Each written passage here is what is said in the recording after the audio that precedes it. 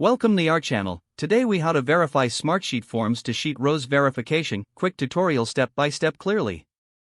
Start by logging into your Smartsheet account. Navigate to the workspace where your targeted sheet resides. Open the specific sheet that you want to verify against the form submissions. Identify the form that is linked to this sheet. Click on the form link to open it in a new tab. Note the fields included in your form. Switch back to the sheet view. Locate the rows that correspond to the form submissions. You may want to sort the sheet by submission date for easier verification.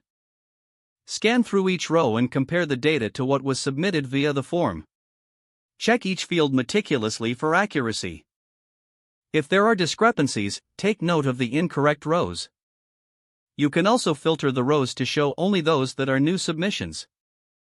This will help you focus on the latest entries directly tied to your form.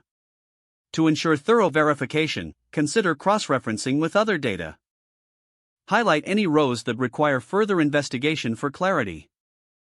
For additional checks, use conditional formatting to flag discrepancies. Once verification is complete, summarize your findings in a separate document. Finally, keep an eye on future submissions to maintain data integrity. If the page does not load, refresh the browser or try again in a private or incognito window. Make sure you are using the correct email address, then retype it carefully to avoid small typos. If your password is not accepted, use the reset option and create a new strong password you can remember. Check your spam folder for verification or security emails, then complete any requested confirmation steps.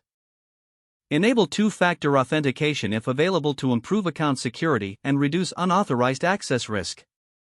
After signing in, review your profile details so your contact information and settings are accurate and current.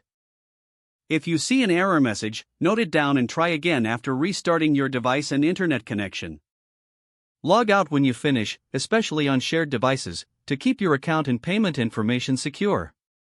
If the page does not load, refresh the browser or try again in a private or incognito window.